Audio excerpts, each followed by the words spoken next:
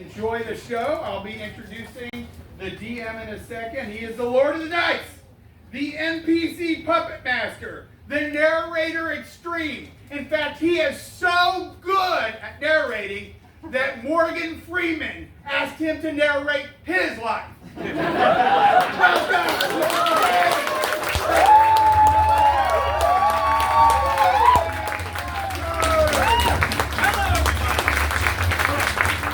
Thank you all for being here. Again, my name is Logan Rodgers, and I'll be your humble dungeon master this evening as we take you through a game of Dungeons and Dragons. Now, a quick show of hands, how many of you are familiar with Dungeons and Dragons tabletop role-playing games? Okay. We got a lot of pros in the audience. For those of you who did not raise your hands, let me give you a brief primer of what you kind of signed up for tonight. Dungeons and Dragons is a tabletop role-playing game. That means we sit at a table and we role-play as ferocious orc warriors or elegant elven sorcerers in order to overcome obstacles and perils and villains in a fantasy world. Now, my job as Dungeon Master is to present that world. I will tell you what the world looks like. I'll tell you its dangers, or maybe I won't, and I'll let you stumble upon them yourself. And then it's the players' jobs to overcome those obstacles, to face the dangers, to defeat the villains, to save the girl or boy or whomever, and end victorious. Now, in order to get there, we've got to roll some dice. A lot of this is going to be left up to chance, so not even I, who put all this planning into it, know how this adventure is going to end up, so that's fun. It's up to our players, it's up to their wits, and it's up to their dice. So, without further ado, let's introduce the first of your players this evening. All right. Yes. Okay. Our first player is a Warforged fighter.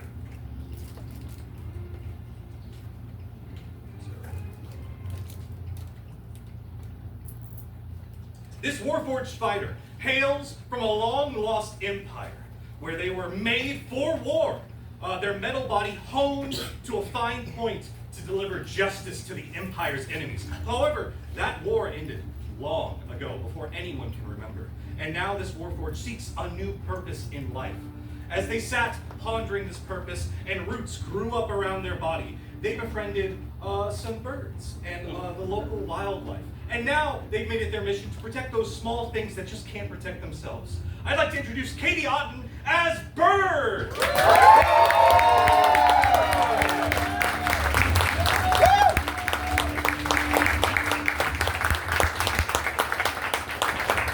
Next, we have a giant, but you wouldn't know it by looking at him. This individual was cursed by a foul hag who he ran afoul of.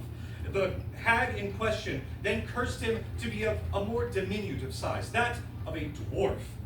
He's still fierce, and he's still ferocious. He's just a little bit smaller than he would like. And now he's trying to figure out how to navigate this world with his head's no longer quite in the clouds. It's Deen as Ovanson.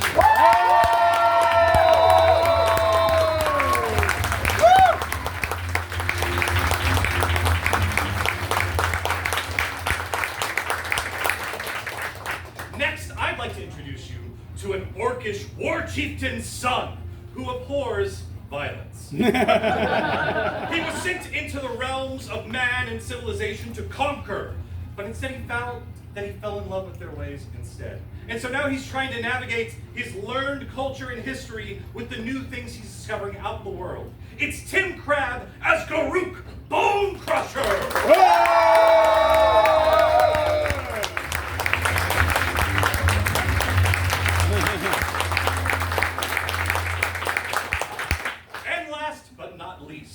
A bard who seeks to enrich the world with the light of their music.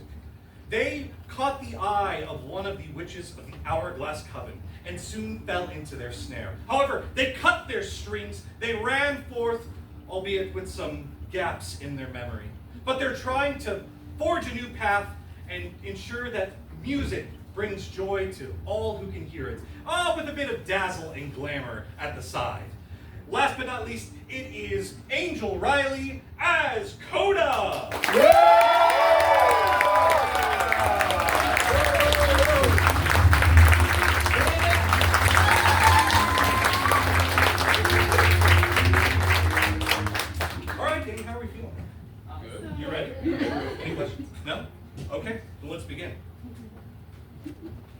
The scene starts in a swampland, overrun with moss and just rough, violent vegetation. Dusk is setting in the distance, and you lot are in 2 carriages, going down a well-beaten but in sorely need of repair road. Your charges are a lordling by the name of, and once again, thank you everyone who provided NPC names. You did the work for me.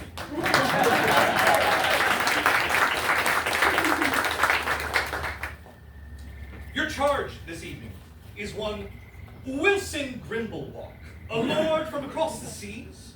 He made his fortune here in the local area by marrying a rather well-endowed dowry-wise. The princess's name is Lyra Blackstone, and for reasons that are not yet clear to you, she had to leave her homeland in quite a flurry and needed to find someone who would take her away. Luckily, Lord Wilson Grimblewalk was at the ready and only too happy to marry someone who could make him so very much richer. However, his entourage fell ill, and maybe some of them died from the odd bandit attack along the way. So he needed to hire some new help to get him from Falmouth across the swamplands to the glittering jewel of Dawnborn on the coast, so that he could charter a ship and return home with his new bride-to-be. That's where you come in. You were hired for this task, especially one of you because of your vehicular skills. Pretty good behind the reins, as I'm told. And let's start off, well, let's begin. Dawn, you are driving the second carriage behind the first through these swamplands. Dusk is setting. What are you doing to ensure that things go smooth? Well, if we've run into a few bandits, here and there, I'm keeping an eye on the trees, making sure no one jumps out at. Okay, yeah, give me a perception check to see if you can't spot anything untoward. Plus 5, that's a 17. So you added your own proficiency to this, and we get a 17 as a result. That's excellent. With a 17, your eyes are peeled on the trees, on the horizon, and you can notice that there are fireflies beginning to come to life as the light fades, and they begin to flit in the trees around you, and even in the sky above. Below, you hear your the lordling kind of cackle and guffaw as, I believe, Coda, you just told them a wonderful joke. Yes, and now I would like to be one with the fireflies. I'm going to float up into the air with my beautiful sparkling wings. Yes, I should say, what does Coda look like? And of course, we'll return to Dawn, as I did for his minutes. So, Coda is 2.5 feet tall. I know, very large for a fairy. His wings are almost like stained glass, just every color of the rainbow, and when the light hits it, it just shines in this beautiful way. But his skin almost sparkles like an opal, and he has little freckles, and they're all little tiny opals. And he has a lute strapped to his back. However, it is a normal-sized lute, and he is a very small man. So it is twice the size it probably should be. And it's this very reason that Lord Grimblewalk is guffawing and laughing and goes, I just can't believe you can play that massive instrument. Surely you're a jester of some sort, yes? Yes. Are you looking for a job? Oh. My court is always in need of jesters, and now that we're flush with cash, I'm always willing to hire on someone new. I would love to. Oh, really? Well, I'll have my manservant, Gary. The paperwork and all the things beside. And you can see sitting next to Lord Grimblewalk is a very severe-faced orc. His tusks are filed down. And he's wearing a butler's uniform, and he simply nods in assent to his lord as he is telling him what he needs to do. And he does begin pulling papers out, ready to draw you up an employment contract. Always networking. Jump over to the other carriage, driven. Do you want to introduce Don? Thank you. And whenever a player does something that the DM really needed them to do, I like to do a little something called award them inspiration. So the next time you roll a d20 roll, any roll that you use with that polyhedral die, you can roll it twice and take the higher number. Teacher's pet pays off. As your eyes are scanning the horizon, scanning the horizon, what would the odd, frog or dragonfly see as you barrel past atop the carriage? Oh, it's my turn. Yes. Okay. Yes. As he's driving the carriage, it's a very stout dwarven man, a shiny, beautiful bald head, and a long beard going down to his knees. He's just sitting there. He's very angry all the time, but he has a heart of gold. Excellent. You do hear a grunt from the other driver who's driving the princess's carriage. And he says, "You be careful with our lordling now." Trust me, little man. If I want your lordling gone, I'll do it myself. Now, the fellow you're talking to is a human, taller than you. And as you insult his height, you feel something rising in the back of your head. The curse that afflicts you is rearing its ugly face. I need you to make a wisdom saving throw. This is how it starts. 12 plus nothing, so a 12. A 12! You force your willpower to fight against the effects of the curse, but you fail. And now I need you to roll a d12 for assault. A 2, okay.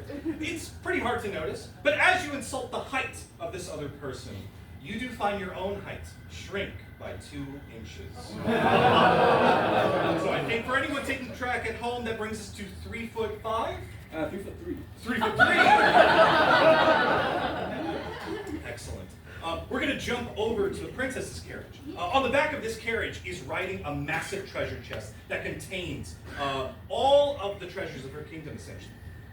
She is sitting across from Bird and Garuk, and she is very much to herself. She's got a veil drawn over her face. In fact, you haven't gotten a good look at her face yet. And as you guys are sitting there, maybe wondering what to do, what's Bird and Garuk look like? Well, Garuk is about 7 feet tall. That's what he's going to say, and he sticks to that. He's a very, by orc standards, he's young. He's about 14 years old. He's exploring the world for the very first time. His hair is not quite as matted and thick as an adult orc's yet, but he's working on it. He has one tusk that's longer than the other. That's his lucky tusk. Carries a very large, spiked stick that's used for bashing things.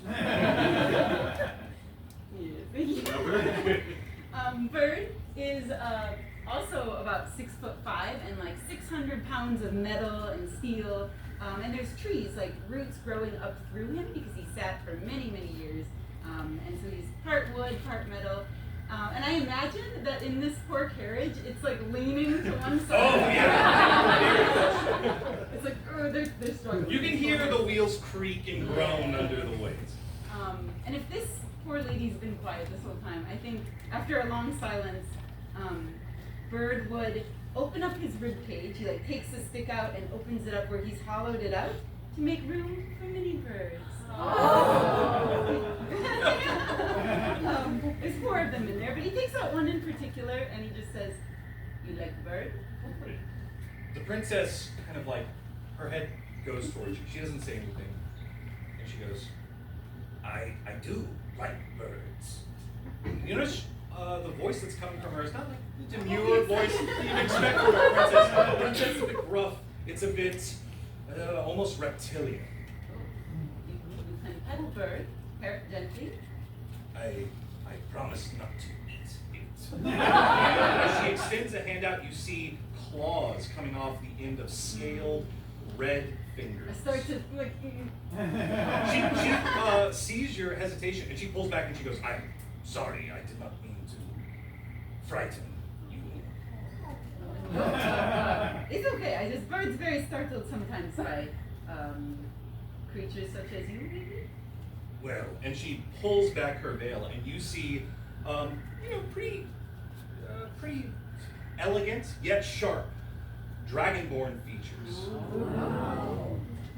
And she says, I will forgive you for calling me a creature. As I'm sure many have first called you the same. No, I am simply a bit homesick. She looks out the carriage window as the swamplands roll past. When last were you home? It has been many moons since I last saw my father and our kingdom nestled in the mountains. I do not know why he felt so driven to send me off in such a hurry, but he took the first offer that was for my hand in marriage and offered almost our entirety of our treasury to Wilson. People often seem to do such things for money. It's not unusual. I mean, my father was a gruff man. He had this terrible scar over his left eye that would often intimidate his foes. He was a gentleman at heart. I hope that he's okay. We received word that the kingdom fell under some dark cloud, a plague, some terrible catastrophe, but we have received no word since of details. I hope he can make it to the wedding. Where are your mountains? Far to the east. Could I do perhaps would it be a nature check? Or would it be maybe a survival check to see if I know, or history, to know if I know anything about that range of mountains? Being Garuk is also from the mountains. I'll say a survival or history. Let's go with history. All right.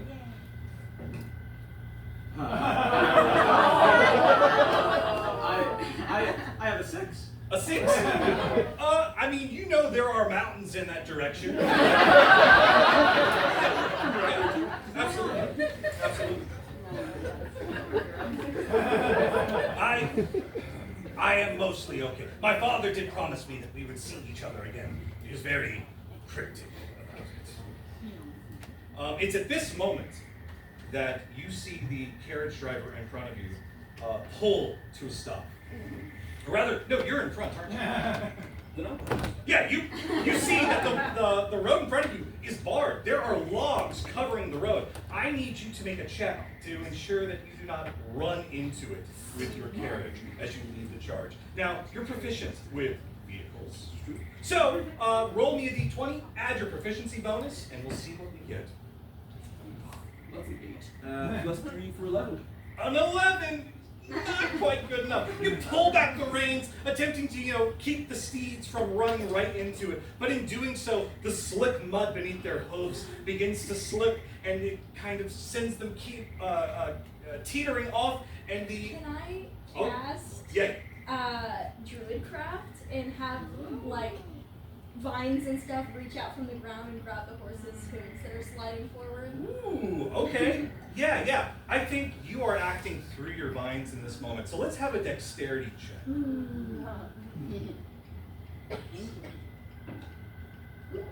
not terrible. Dexterity plus 4, so 15. Oh, 15? Okay, that's pretty good. So the horses, their legs emboldened by these vines that are coming up to support them. The horses are fine. But you do notice that the bridle, the things attaching them to the carriage, do snap at the sudden kind of, they stop, the carriage keeps moving, and the carriage does take a bit of a tumble. And I need everyone inside that carriage, so that's going to be you, the lordling, and his manservant, as well as Dawn, who is driving the thing. I need you all to make dexterity saving throws. You want to go first? You didn't steal my good roll. Dexterity save. Yep. Okay. Well, I do have a plus 7. That'll be an 18. An 18. Also an 18. Also an 18. You guys, you're no spring chickens. You both, I imagine you maybe fly out the window. How do you, avoid getting caught up in this tumble? Yeah, I just go straight out the window. You timed it perfectly as the carriage begins to turn. Dawn, what do you do to avoid this? Dawn's just gonna tuck and roll. You're a small stout dwarf, and so it's pretty easy to get even more compact. And so you just, you take fence. Who you calling? It's just call him like I see him. I am the objective eye through which we see the world. You gotta remember that. So you guys definitely escape taking any damage from this tumble. However, the people inside are not so lucky. The lordling does curse and bemoan as he, is thrown here and there throughout the carriage interior. The manservant, Gary. He did. Gary does okay. Oh, yeah. Gary does okay. He kind of braces himself inside the carriage, and he just rolls with it until your carriage has enough time to come to a full stop. Your driver pulls back the reins, expertly stops the thing, and he yells ahead, "What in the world's going on?" I believe we were victims of a trap. And it's funny you say that.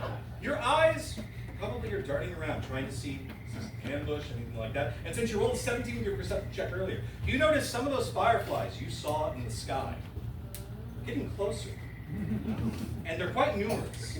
And they're all kind of floating above your head. And in fact, those little lights are not fireflies at all, but torchlights. They are illuminating these strange toad-like creatures. Their throat sacs engulfed to become miniature hot air balloons as they descend upon all of you. Dawn, you're not surprised by this, but everyone else is. And I need you all to roll initiative.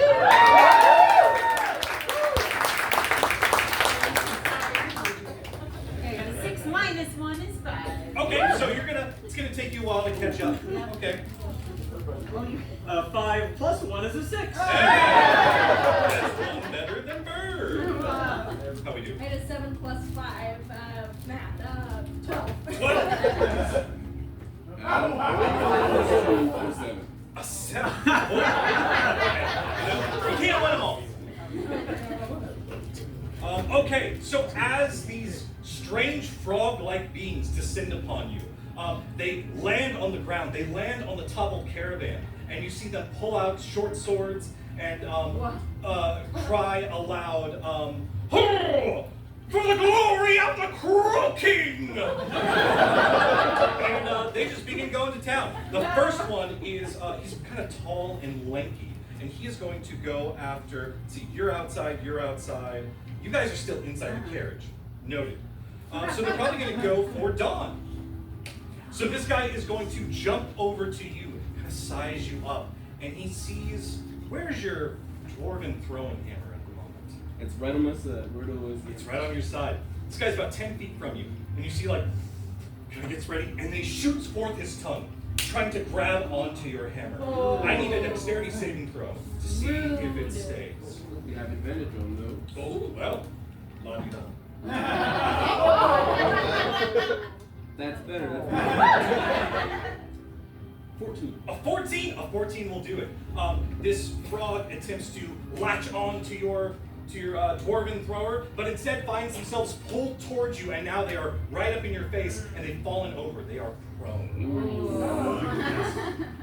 All right. Next up, there is a series of bullywugs. There's a tusked one, a large-footed one, a stocky-looking fellow. They're all a little bit different. They begin rifing through the treasure chest on the back of the princess's carriage. That can't happen. There is another one. This guy he looks a little sickly. He is going to pull open the door of the carriage that you were driving and attempt to pull out the people inside. We'll see how well the Lordling does to combat that. He does not do too well. He is pulled out of the carriage and thrown into the mud. Oh my God. And as mud is like caked over his face, he spits some of it out and he yells to you all, "What are you standing around for? Do something!" The other bullywugs are, now you know they're bullywugs. They are attempting to literally take wheels off of the carriage. They are trying to steal anything that is not nailed down. And you notice that some of them have strange emblems on their foreheads as well. That's going to be it for the surprise round. We're back into proper initiative, and at the very top of it is Coda. Okay. Is there multiple bullywugs in one area? Oh, absolutely. Yeah, we'll say there's probably a good batch of 3 all huddled together. Okay. They are all attempting to lift the treasure chest off the back of the carriage. And they are, okay. They are, would you say, within 20 feet of each other? I would say that. I'm going to cast Fairy Fire centered in the middle of them. Okay.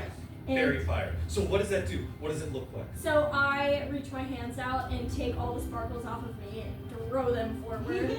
And they kind of just like go all around in like a 20-foot circle around all of the bullywugs and then stick to them. And everybody who is attacking them has advantage. Woo! So you make it easier to hit, and they glow. And you have to make a dexterity saving throw. Or suffer the fairy fire. Yes, you have to be at 16. All right, dexterity saving throw. They are pretty dexterous. That's a save. That's a fail. And that's a fail. So 2 out of the 3. I'll give you this. The fairy fire accentuates the symbol that's on their foreheads. It looks like an 8, kind of magically etched into their foreheads, and it is slowly turning. That's what you notice. Anything else for your turn, Coda? I think that I will fly 30 feet up into the air. Okay. You fly 30 feet up into the air. You're pretty much over the tree line, kind of scanning around. There doesn't appear to be any more floating bullywugs coming your way. You do spy, however, a tower in the distance. We'll come back to that after these guys do some more stuff. So the one that's in front of you, this lanky fellow, he's going to get up and he is going to hop away from you. In doing so, he incurs an opportunity attack, Which I will take. all right. So since he's trying to get out of reach, you can take a swing at him and let's see how it goes.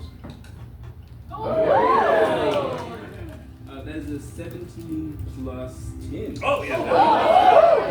That'll do it. What are you using to cost this bully? I pull out my trusty dwarven thrower. Nice. Yes. It's right there at your side. And let him have it. Roll damage.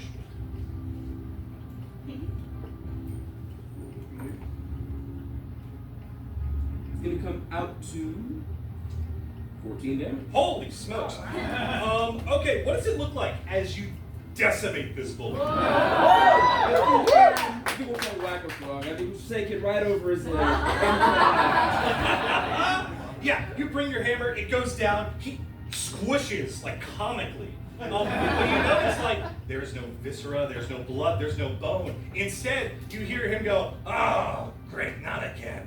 And his form dissipates into a green mist and then disappears entirely, with no trace left behind. So that's that. Does it go off in any particular direction or just kind of? Bird, you're still inside Yeah, that that's carriage. true. And if you're outside, maybe you'd know the direction. Okay. So next up is the tusked bullywug. He is wreathed in fairy fire. He saw you do this, so he's going to focus on you. Second person is first. He reaches out with his elongated tongue, and he is going for your loot. No! Can I protect the loot? You can certainly try. Now, here's what I'll give you. It's going to be a dexterity save to, I'm dodge out putting of the way. myself in front of the loot. If you I do have that, to. the save will be lower, but you'll take damage. For the loot. So all you have to beat is a 10.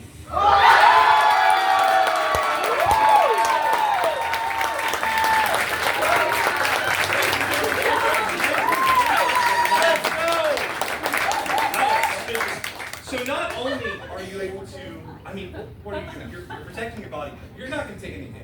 That's and you get an opportunity to do something in response. Do you have any ideas? I'm gonna flip around, look at him dead in the eye, and say, "Not my loot." And I'm gonna. Can I cast like a cantrip? Oh, cantrip would be Okay. great. I'm gonna cast Starry Wisp at it, and I'm gonna just like yeet this like ball of like kind of sparkle into the air right at him. Nice. Alright, roll to hit.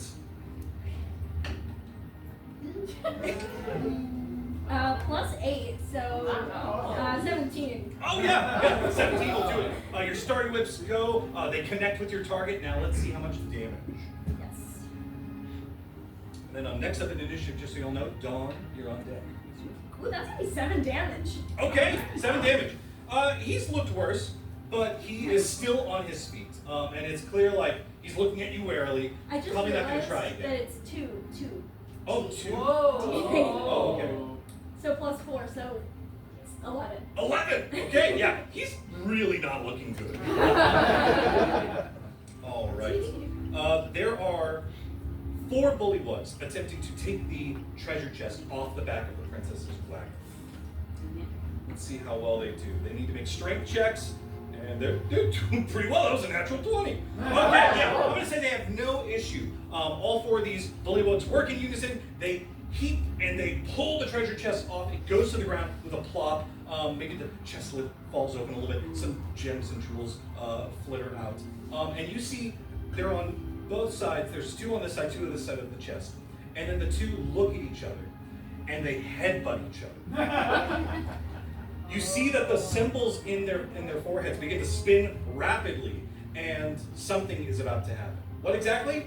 We'll see in the next turn. But until then, it is now Dawn's turn. Thank you. It's a little weird. It's a little weird. Firstly, Dawn is going to rage. Okay. As a barbarian, if you're right, what does it look like whenever Dawn rages? Dawn taps into his well of power, and as the thunder roars behind us, he begins to grow rapidly until he reaches 12 feet tall. And then he pulls out his now a little smaller dwarven hammer, and he begins to throw it. Okay. Who are you throwing it at? There is a stocky fellow. There is the tusked one that Coda was, 2 of them have advantage. Yes, tusked is wreathed in fairy fire, and so is there is a handsome fellow. He's very handsome for a bully. He's got a punchable face. Yeah.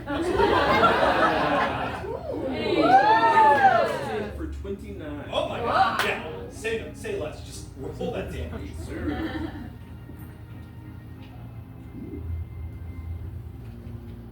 That is going to come out to 20 damage. Man, Don should not mess around with this one. This handsome, smug-looking fellow. What's the last thing he sees? I think, his head is spinning, he's doing whatever he's doing. He turns over just in time. Oh yeah, he does a smolder. Right. It seems to be growing a lot larger. Yeah. He doesn't see the contact, but he knows. Oh yeah, it's instantaneous. Like 1 minute he's there, another minute he is a waft of green mist. You see that he did manage to take some like gold filigree off the side of the carriage, but as your hammer connects and sends him back where he came from, the filigree drops to the ground. Right on. All right, next up we have Garuk. All right. So there are 4 bullywugs trying to steal this chest, yes? Yes, on the back of your carriage. You're probably like peeking your head out. You can see him doing it. What? No. Smash the door open. Yeah. Run up there. Flies off the hinges. Kneel onto the ground, placing both palms, Ooh. shaking the camera.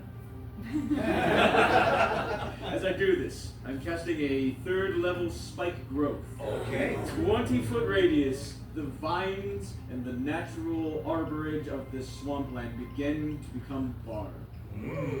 They wrap around these bullywugs. They are going to be taking 2d4 piercing damage, and they're now navigating through difficult terrain. Yikes. Okay, well, roll that damage, and we'll see if any of them survive. You said it's just 2 of them that have something going on? So on each side, they've Okay. headbutted each other, and now all 4 of their All foreheads 4, are glowing. okay. That'd be a 4. A 4. Okay. Let's see. Yeah, they're all still up, but you can tell like they're trying to figure out how to get their feet out of this difficult terrain. It's not looking great, but they are continuing. That glow is now transferred over their body in kind of a green aura.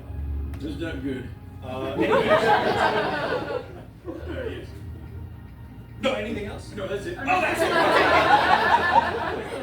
And last but not least in the initiative, it's Bird. Oh yeah. So I will say to the princess, wait here, we handle it. Yeah, she nods, furiously. I open the door, and as I'm getting out, I reach back for my axe, and you can hear vines and trees, branches moving as it's like released from my back. And I grab it, and I'm gonna attack the first one I can get to. Oh yeah, absolutely. In fact, as you exit out that side of are you exiting the side Garuk went, or are you going out the opposite side? I would go the opposite About side. sitting. I don't want the spikes. I don't want the spikes. As you go out the opposite side, you see two bullywugs, and they're wrestling with the driver that was on your carriage. And they have also begun to glow around them. And something's about to happen. What would you like to do? I'm still gonna go after the treasure because I care more about the princess. All right, hey, that's fair. Yep. So you will have to navigate some difficult terrain, and if someone enters the spike growth, do they take damage? They will be taking 2d4 damage for every 5 feet they move. Okay, so we're going to use the one that you've already rolled for this turn. We'll use the 4, but as you approach these guys, you do take 4 points Okay. of spiky, piercing damage. Very. Oh, nice things happening. And yeah, I'm gonna attack the person I can get to. All Try to right. Stop their ritual. Yeah, this guy is, he's pretty burly. He's a big boy. I'm not scared. All right, 14 plus 5 is a 19. Yeah, that'll hit. Oh, yeah.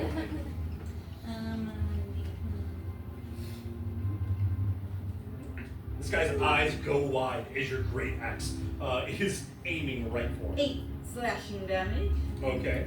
And then I'm gonna attack him again if he's not dead. Oh no, he is still with us. Okay. You make a big gash on his chest, and he goes, "Whoa!" Dead. It's not very Oh! articulate. Plus 2, 20, or plus 5, 24. Oh yeah. And 6, 8 slashing damage. Oh, another 8. Yeah. So tell me how this guy goes. Are you trying to hit to incapacity? No. No. I'm just gonna say, you don't take others' things. And just cut them apart. And as you come apart, he goes, "That's kind of our whole deal." As he turns into a green mist and he disappears. Can I watch where the mist goes? Can you watch where the mist goes? Absolutely. He goes towards the north. Towards the tower.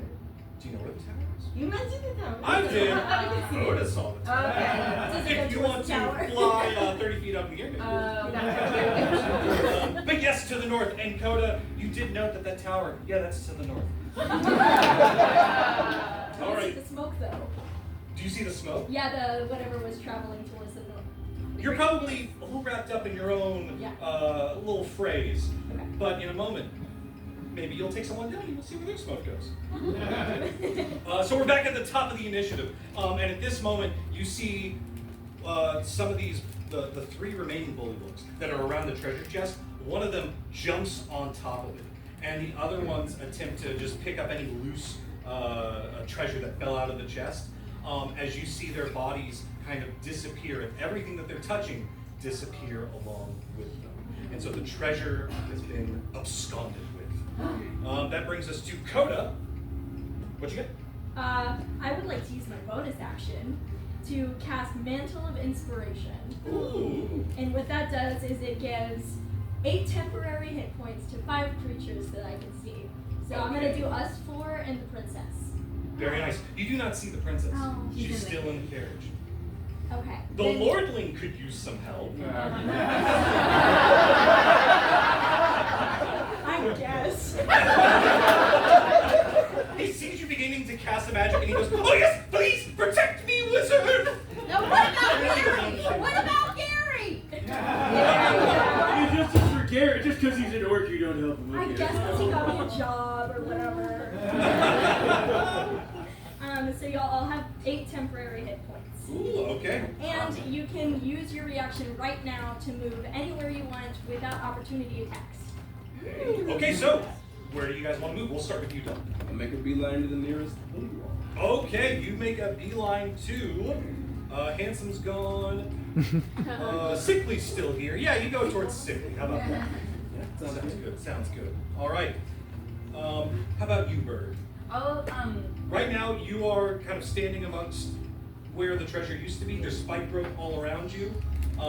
There are a few bullywugs who kind of like stayed back, waiting for an opportunity. there's some still wrestling with the guy, right? Yes, there's some still wrestling with Lord Grimblewalk. Okay. I'll go to them. Okay, yeah, you approach, and you can see like they're trying to wrestle this guy, and they look up at you, and they're kind of reevaluating their life choices. And lastly, Garuk. So the treasure's gone. All those jerks are gone. All those jerks are gone. I'm gonna follow Bird. All right, you follow Bird. Two big fellas press up, approaching these bullywugs who are trying to wrestle the lordling, and they look like they're ready to flee. So that's great, Coda. That was all during your turn. So very nice. That was my bonus action. That was your bonus action? Yeah. Okay. For my action, how far is the closest bullywug? Oh, we'll say there is a large-footed bullywug, the one who did not fall victim to your fairy fire, and he's probably 10 feet from you. Oh, cool. I will do. I'll cast Chromatic Orb at it, and basically I grab another ball of light, but this one has a little bit more of like a lightning feel to it. You can see like sparks kind of going out of it, and I'm gonna fling it at the nearest bullywug. Ooh, all right, fling away. Okay, I have to roll for this one. I don't know what that is actually. Would it be 15 or 12? I see 15. All right, well, you said plus 8, so 23. No, sorry. Yes, of course that is. It's insane. You guys are all rolling really well. Yeah. I was like mentally prepared for like natural ones all night. Okay, let me see here. Okay, I did it at just like first level, so.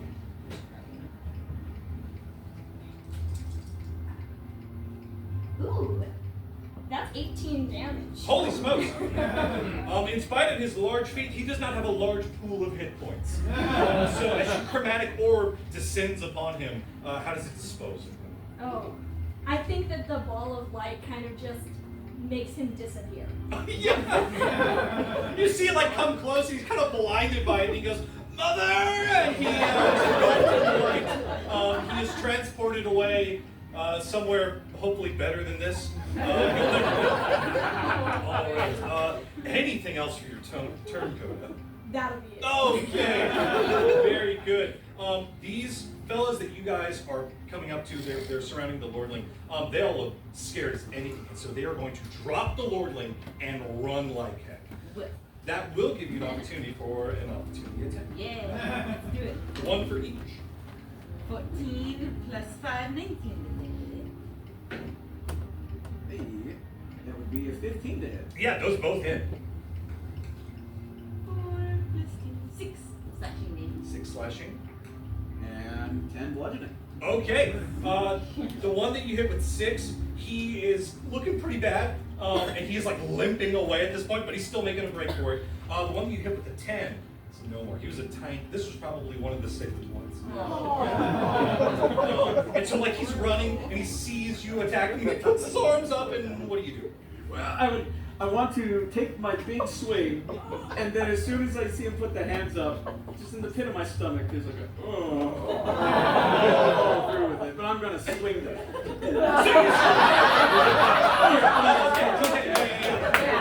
I do, I feel bad. You catch him right in the ribcage, and you send him flying off into the trees, and then he just kind of splats into mist against one of the tree trunks, and that mist then goes to the north.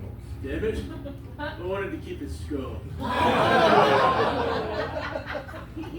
There's one still running of that 3 that were accosting the lordling, but the lordling looks safe, and he's looking at both of you, and he's got praise in his eyes, and he goes, "Oh, whatever I'm paying you, it's not enough. I'll double it, triple it with the dowry. No problem at all."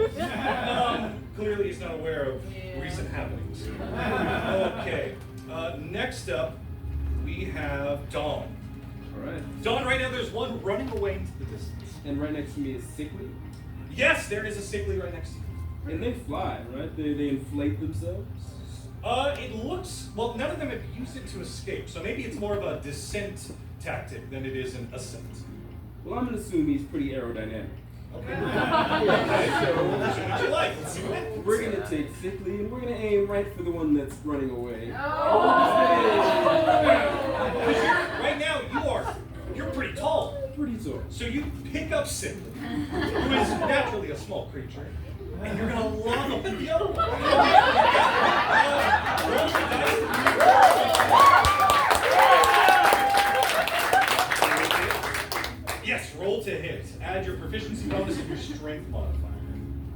Because I believe you are good at throwing. I'm pretty good at throwing. That's things. what. 7 plus 7 is 14. 14 is exactly what you need. Whoa! This bullywug, you aim it true, you let it loose, and you see this one who's running away, like he's kind of like looking a little happy. He's like, hi mate, I'll be fine. As his friend knocks him into his back, they both go tumbling. Roll me damage. Let's say a D8. D8. That's gonna come out to 12 damage. 12 damage! Yeah, okay. Yeah, they're both gone.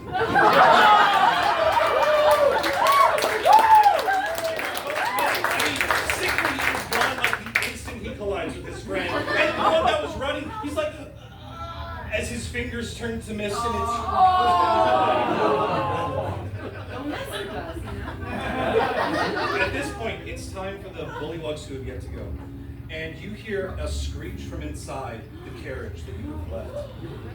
Looking inside through the open door that Garuk busted down, you see two tiny bullywugs who are grabbing onto the princess, and they have already activated whatever it is that sends them home. Oh, no. And you see the princess look at probably who's looking at the princess right now. It's probably one of you. Yeah, she locks eyes with you, Bird, and she's like, no. As she disappears with the two tiny bullywugs, and the mist exits the carriage and goes off towards the north.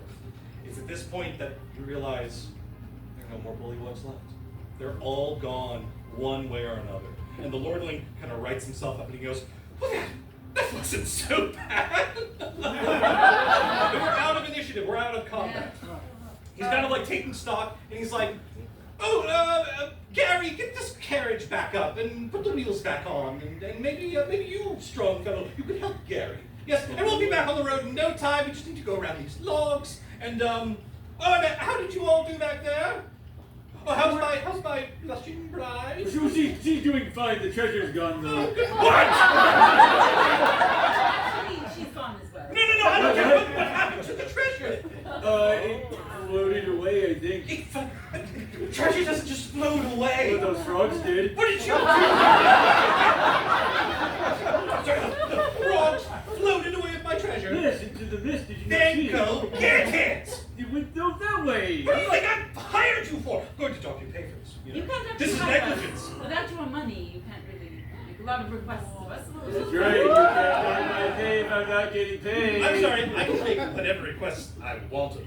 I've got Daddy has plenty of money back home. We have a very wealthy, very well-to-do kingdom across the sea. And once I'm there, I'll have all my home riches. I just wanted to bring these riches back there, and I can't do that if I don't have the treasure. Insight check. Sure. What are you trying to get a beat on? Does he actually have money back home? Yeah. Great question. Nat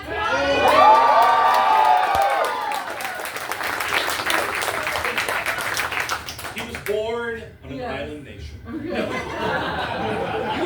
You have taken stock that during your journey, you've gotten a pretty good look at him. He's wearing nice looking clothes, but like the filigree's coming apart at the seams. It looks more like costume than proper threads. If you had to hazard a guess, probably does not come from a lot of money. It comes from people who look like they have a lot of money. Yeah. Can I? Oh, sorry. I'm sorry. Can I see like the frogs that are floating away with the treasure, like because I'm up in the air? So they are not. You do not see any frogs floating away. You saw all of the mist Okay. that happened when they disappeared, Okay. and it's all floating towards the north through the swamp, kind of all honing in on that tower in the distance. Okay. I'll fly down and relay that to the party. That information is relayed to the party. At this point, Gary has righted one of the carriages and is affixing the wheel back on it as you guys continue to talk. Can I help Gary with the wheel? Absolutely. You could do tell me how you want to help. Do you want to help him? I want to lift the undercarriage up so he has a better way to put the spoke under the wheel. Give me a strength check. I'm too strong. Oh. It's a 9. You get up underneath the carriage and you're like, oh, pretty strong guy, I guess. And you begin to try and lift the carriage, and you're straining, and the veins are popping out, and you begin to sweat, and Gary puts a hand on your shoulder. and he softly pushes you back. And with one hand, he lifts the carriage. With the other hand, he puts the wheel on. And then, whenever it's set back down, he pats you again on the shoulder. And moves around to the other side of the carriage.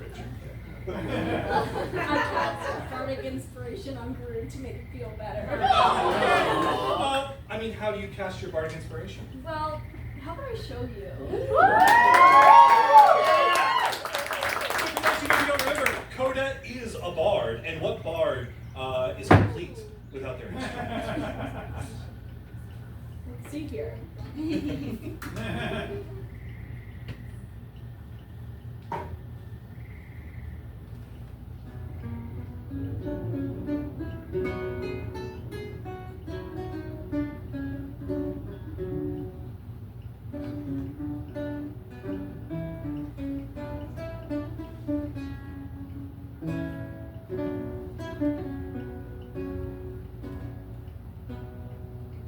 It has a music.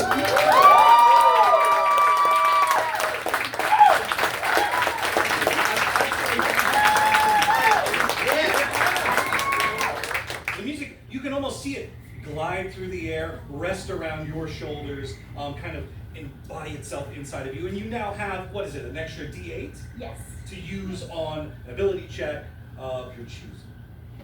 All right. The Lordling is fuming, and he's like, I don't understand why you're all just standing around here. Go get my treasure! Did you not just hear the loot? Why is he so mad? I don't like music. I don't get the point. Why'd you hire me? Because you're funny. Because you're such a little thing and your loot's so big. Watch yourself, little man. I'm sorry. And that curse does rear its head. Let's have a little wisdom check. He is little in spirit, but he is tall in stature. Oh. A 10? Not going to do it. Let's have another D12. Oh. 8. 8! You do shrink another 8 inches. Getting closer and closer to Coda's head. Yeah. I'm going to say, Coda, when you were up in the sky, did you see how far power might be? Did I? You would guess it's probably about maybe half a mile. Half a mile. Well, we will go to the tower. Yes. You Yeah, can. good. You feel safe to wait here alone in the swamp. Looks around. And he goes, Gary, barricade the carriage! And he jumps inside, and like almost without a beat, Gary finds he takes some of the wood, he pulls a chunk of it off the old carriage, and he begins affixing it to the new carriage. Kind of like board, to board up the windows and stuff. Gary maybe hears this offer, he kind of looks at you, like a wistfulness in his eyes. But then duty glazes over his face, and he goes back to his task. But what would you guys like to do next? To the tower. To the tower! You're doing great, Gary. He doesn't even turn around, he just puts a thumb up. You guys make your way through the swamp. It's real treacherous terrain. I'm gonna need to see, Is it sinky? It is sinky, No. it is stinky, and it's a little spiky.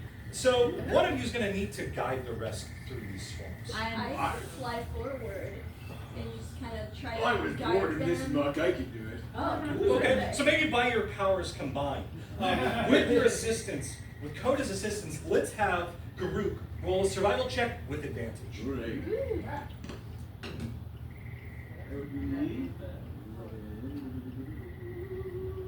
13. 13. Now remember, you have advantage. I do. Ooh. Better, 15. A 15. A 15 is exactly what you needed to avoid all the pitfalls and the shambling mounds that are looking for a little midnight snack. You guys all make your way to the foot of this imposing tower. It stands, gosh, probably like 200 feet tall. It is like sheer, round, well-masoned stone from bottom to top. There are a few small windows, almost like arrow slits for archers to defend the place, but it doesn't look like there's any major windows that you could maybe fly through. maybe get a peek through, but nothing to fly through, because I know that's your special. Bird, as you take a look at this, you notice that there's an emblem underneath the archway that leads into the keep proper, this tower. The doors are barred, but the emblem itself is that of a flame on a hill that's kind of cresting over the horizon. And you recognize this because you have the very same emblem etched onto your person. This is a sign that this used to be part of the Cold Flame Empire, where you come from. And in all of your years of travel, you have yet to come across any remnant of your old empire. I'll say, I'm feeling less and less confident about this idea. Why's that? The symbol here, he like takes off like a piece of bark that is like grown over, and you can see the same symbol. He said, they are the ones who created all of us, and I don't know if they are still around, but they are not to be messed with. Well, we should do it anyway. Yeah. Well, barring your entry from doing anything are two large imposing doors that stand affixed before you. What would you like to do about that? No problem at all. Let's get to pushing. Okay. Okay. Is Don going to do this by himself? Is he going to ask for assistance from his friends? He won't ask, but it's welcome. I'm checking out the doors to see if there's any kind of mechanism I recognize. Ooh, okay. Give me an investigation check. Okay. While you give me a strength check. Well, let's do 14. 14. 6 + 4 is 2. A 10. You roll up your sleeves, you crack your neck, you get up to this door and you begin to push, and it just is not budging. As he pushes, I'm gonna cast Enlarge on him. Ooh. Okay, so with Enlarge, let's go ahead and give you advantage on that strength All check. right.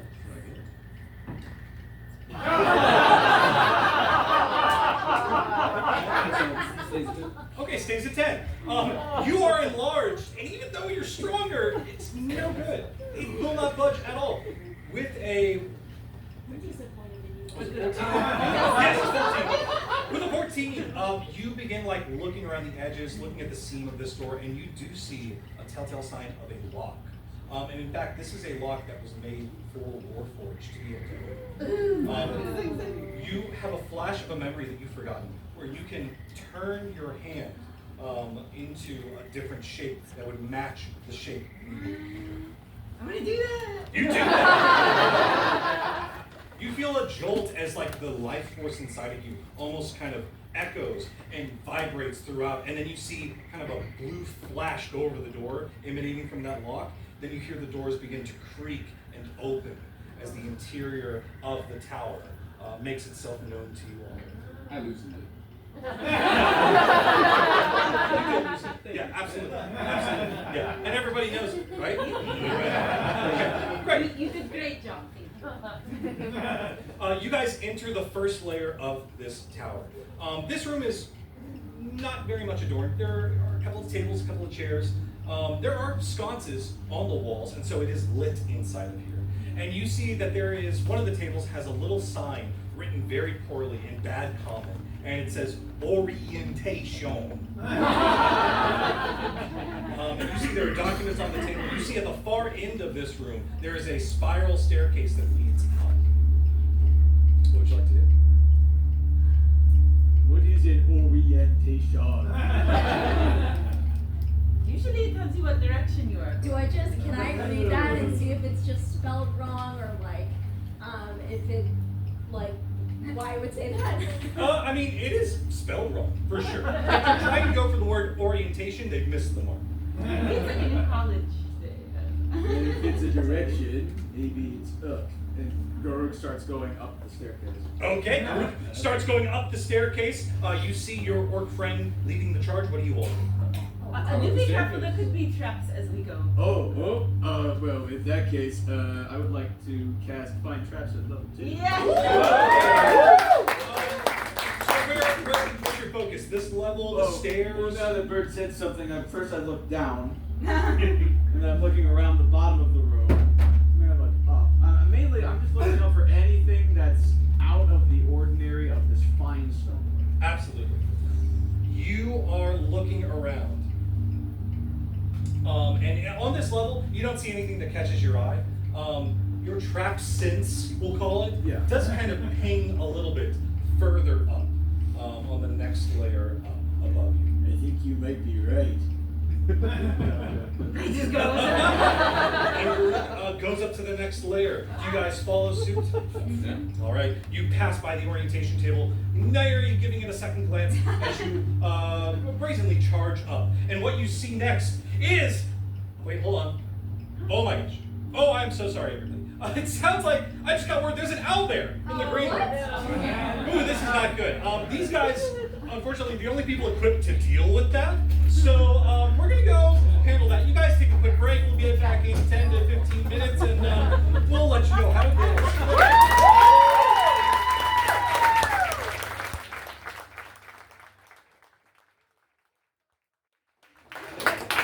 Hello, everybody.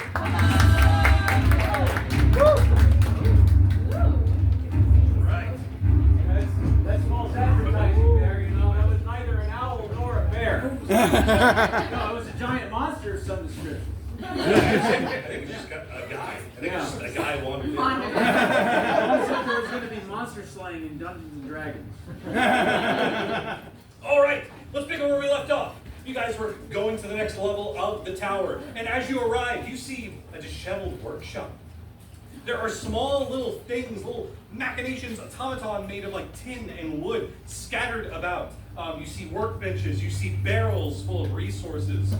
You see a door on the far end that is closed. And you also see some things that might catch your eye. You see a large frog skull affixed to the top of a podium. You see a beautiful gleaming hammer made out of like obsidian, some sort of obsidian metal. And then you see hanging from the rafters of this room a variety of what look like maybe discarded puppets or strange metal men. And some of them look just like birds. So as you take in the scene, what would y'all like to do? Bird, are these your brothers? They seem like the same model? Like, are they recognizable? Give me an investigation check. Okay. Can I run up to the puppet to make sure they're okay? You want to make sure? Yeah, absolutely. There's probably a small puppet. It looks like a little knight, but it's a bully book in knightly, regalia. And you approach it, and it looks like it's okay. And at your touch, it kind of like almost jolts. But then it's still. It just happened once, just like a brief little thing as you went to go pick up the crossbeam that you use to carry around a marionette or something. But still, after that. I got a 15. Oh, 15! Yeah, so you go up and you investigate, and these are in fact like the same make and model.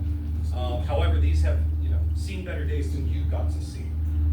Parts of them are rusted, and you notice each and every one of them is missing like either one leg or the other. And they're all missing their arms and their hands. As you go from one to one, like maybe you touch them to try and see if there's still like a spark of something inside of them. Each one is hollow inside.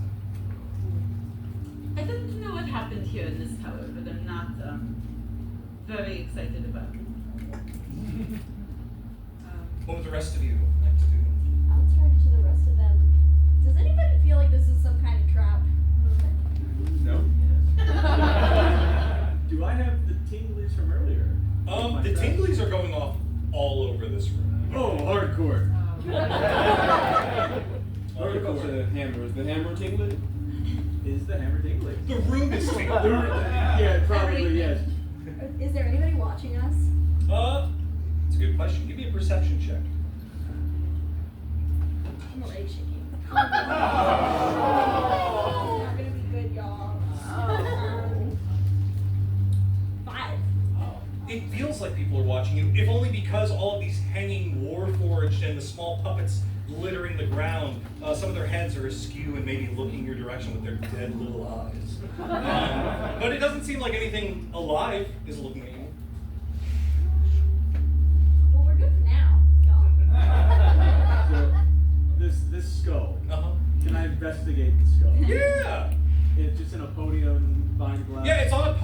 It's a big, massive. It's like 4 feet wide. How big is it? It's this big. That would be an 8. An 8. This is a skull. It is a skull. It once belonged to a giant frog of some sort, maybe a toad. And you can see, like, it's been bleached, it's been washed. It is affixed to the top of this column with, like, wood to ensure that it does not move. But it does. If you touch it, this could probably lift off of you. It's under like a glass like dome or case. No. Oh, it's No. there. I approach it. Look at this thing. I size it up, but I notice that it's bleached. Turn to the rest of them. If I take that skull home, they know I didn't earn it. But did you not earn it by fighting your way up here and finding it? No. You must kill said creature. Yes. You need to get better at lying, perhaps. It's bad to lie. That is true. That is true. But you want to see family again, right? Some. Okay. Anything else y'all would like to investigate? I'm walking over the hammer. Oh, okay. You walk over to the hammer. It's there in front of you on a workbench. Like it's been cleared. It's clearly like the one thing in here that's finished. Just sitting there. It can't possibly be trapped, right? It's on a workbench. I mean, like you look around it. There are no wires attached to it. There are no, it's not like you're gonna pick this up and then the floor's gonna fall out from under you. You check all around you in this immediate area. No mechanisms you can see. You pick up the hammer. It is heavy in your hands. And it's like maybe you right it up this way. You feel a force like begin to move your hands against your wheel. And you hear emanating from the mouth of the hammer, it says, "Why are you hitting yourself?" And then it hits you. Why are you hitting yourself? And it hits you again. I need a dexterity saving throw to try and, forestall these blows. Ooh, it's gonna be a 14. A 14 is not gonna do it. You attempt to keep the hammer from hitting you so hard, and it is no good. So you are going to take. You're gonna take 18 points of damage. This thing is just railing against your skull. It's laughing in between, telling you to not stop hitting yourself. Does this hammer sound alive? It sounds pre-recorded. If you've ever hung out with what are those guys who can put messages on other things? An artificer. If you've ever hung out with an artificer, it sounds like one of their little pranks that they like. What do you do with the hammer as it continues to try and hit you? I'm gonna bend the hammer to my will. Oh! Will versus will. Let's have a wisdom check. If you'd like to use your strength or something, you can always use I that. think I'll go with that one. Oh, you'll go strength. Reinforce it. Okay.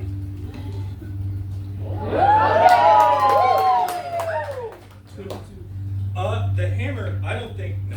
It couldn't beat that even if it got a 20. You bend the hammer to its will, to your will, and you hear the groan of it's trying to say, stop hitting yourself, stop hitting yourself. And whatever enchantment was around this hammer has dissipated by sheer strength of your own. You now have a beautiful obsidian +1 hammer. Great hammer, we should say. So, add that to your inventory if you so like. Do the puppets give off any kind of magic? There is kind of a familiar arcane vibe off of these. It's less normal, mundane world magic, and you immediately noted is Fey magic. Something from the Fey Wild has had its mitts on these puppets. And it's at this point, you all hear soft snoring from one of the barrels in the room.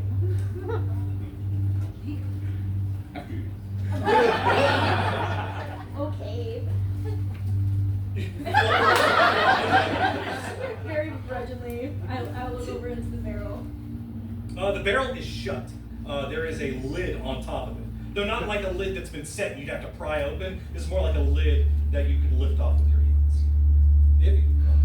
Are there any cracks in the barrel that I can look into it? Ooh. There is a stopper held fast on the side of the barrel. Oh yeah, I'm gonna pull the stopper out. You pull the hop around. As you do, sludge emanates out of this thing. Give us a dexterity saving throw or become slimed. Dexterity save, that's a dirty 20. Nimbly, deftly, you flutter out of the way of this torrent of sludge as it just rushes out of this tiny hole in the side of the barrel. You hear that snoring turning.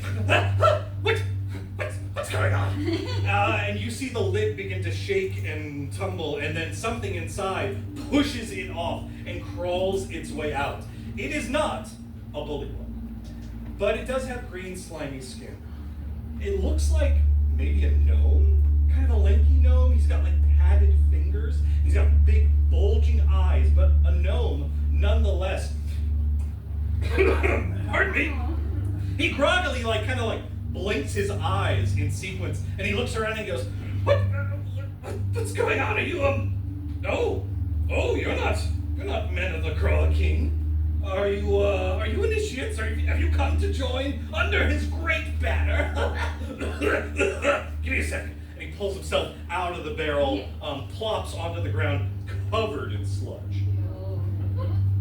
I cast prestidigitation and clean him up. You prestidigitate the sludge away, and you see he's like, oh, no, I need moisture. And he goes back into the barrel. Re-sludges. He's like, oh, that's much better. I use my magic for you. Then he comes back out and he goes, don't do that again. Now, what are you doing here? Are you initiates? Have you come to receive the king's blessing? What are you doing? Shouldn't you have gone through orientation? We did, yes, orientation. No. If you went through orientation, you would have received the king's blessing, and you would now be transformed into the resplendent figure of a bullywug. We are transforming. Generally, as those who have taken the king's blessing transform, they're not quite so upright. They're a little horizontal and writhing. Can I cast minor illusion and kind of make little scales start to appear on all of our faces? Ooh. So minor illusion will work in a 5-foot cube. Let's squeeze I could do it to me. You can do it to you. Okay. I'm in a 5-foot cube and then I hunch over and I'm I am turning green. Oh, you are a little green. Yes. Maybe they fixed up the potion a bit. Maybe it's got a new kick to it. You look pretty. Yeah, you're on your way. But it's incredible you're still conscious. Those people are in terrible pain. Yes, that. Right, well, okay, so your initiates, my name, of course, is P-Knuckle. And who are you? You're asking an awful lot of questions. Well, yes, that's my job. I'm a lieutenant of the Craw King, of his kingdom, of the bullywugs who will raise the world, yes, and I kind of evaluate the new recruits. So what do you... When did they... He looks at you, and he squints, and he swipes some sludge out of his eyes. That might have been impeding his vision. And then his eyes go wide. He goes, my God, you're a cold flame warforged. Yes. Oh, I'm such a fan, such a collector. See here, and he pulls out a bunch of. He's got a hat. He's not wearing it. He had it around his waist. He pulls the hat, puts an arm into it, and pulls out, on a string, on a chain, a bunch of warforged heads and hands. He goes, you see, I've been collecting, and I found so many in this tower. And you guys have never seen Bird speechless and kind of afraid, but he jumps back. He said, well, why you took these off of them? Oh yes, they weren't using them. They were merely sitting and waiting for the next instructions, but they were not dead, as you say. Oh, no. That's a good wonder. Were they alive? And I just kind of... That is the case with most skull removal. Well, I don't know, because if there was still some life in them, they'd be moving around like Mr. Tin. And he pulls one of the hands in particular, and you can see this hand is moving. There is life in this warforged hand. It's just separated from the rest of its body. He's like, oh yes, Mr. Tin has been excellent in opening the weird doors around here. All these other hands, nothing. couldn't do anything, but Mr. Ting can change his shape. He can open these doors, allowing access further into the tower. Been very helpful, very helpful. Can your hands do that? Can you show me? Can I have your hands? His He's eyes like are reaching out to Oh. maybe like try and pull one of your arms. You will see me start to like reach back. I cast Charm Person on him. Oh, He's okay. already pretty charming. Yeah, he's pretty sharp by bird, but okay, so you cast charm person. Yeah. He needs to make A wisdom saving throw. a wisdom saving throw. Okay. Is he wise? He's intelligent. Does a 15 beat it? He needed a 16. So like he was a little maybe standoffish, but now he's like, oh my goodness, your friend here. Oh, You go over there and think about what you just did. what do you mean? But buddy, how? Good old friend, Let's go I in do the this corner all and talk alone. about this giant skull. Oh, you mean my new trap for the king? Yes. If you attempt, we're gonna put like a jewel or something inside the mouth, and if you reach inside, it will belch forth fire. Isn't that fun? That is very fun. Yes. So your friends like me, can't I stay? Don't touch Bird. Okay. Don't even get like 3 feet near Bird. Kind of like hops 3 feet exactly away from you. And give us hand. No. Do I have to? Yes. Oh, he gives you the Warforged hand. And it was kind of like twitching and almost writhing while it was in P-Knuckles' possession. But as it transfers to your hand, you can see like a calmness comes over this hand. It kind of just like curls up into, not like a tight fist, but like a soft fist. I will return it to its original owner as is respectful. Good luck. Were the hands are on like puppet strings almost that he had? No, Okay. he does not have any puppet strings about. Okay, alright, I was just making sure. So I assume you are you like to go to the revelry hall to join with your soon-to-be new brothers. Yes, as you of all course. take on the king's blessing. Well, what is this king you speak of, actually? Oh, the king, he is at the very top. The Croa king sits on a mighty throne of bark and moss, amidst the many treasures that we have gathered for him. Oh, yes. They, weird enough, they actually told us to tell you to send us up there. Okay, that makes, I mean, usually I send initiates up, so that tracks! I will, unfortunately, well, I guess you could do it. You need to, and he points to the door on the far end of the hall. As I'm walking over, I'll say, and we are so interested in your king, just as you are interested in us. And he's trying to lie, it's Yeah. so hard. What might you tell us about this king that is interesting, like weaknesses and such? Oh, he kind of gets caught up in his own world for a moment, and he says, "Oh, this king, he's the latest project of my lady. She thinks she can really stir things up here in the mundane world with him. He's fine. You know, he's a big guy. He's pretty mean looking. I don't know where she picked him up, but you know, he's doing a great job. And is she here somewhere in tower? Oh, no, she can't come to the mundane plane. No, she must stay where she comes from, yes. Where is that? Not here. I'm working on the door. Okay, you go over to the door. You put your hand into it. It transmogrifies into the shape needed, and the door opens. Now, you've kind of gotten a sense for the space. This door is on like an exterior wall. If you open this door, you'd expect to go outside. But instead, it opens up, and there's kind of a shimmer and a gleam in the precipice of this door. And beyond, you see a smoky tavern full of bullywugs. They're all smoking and drinking and looking kind of dour.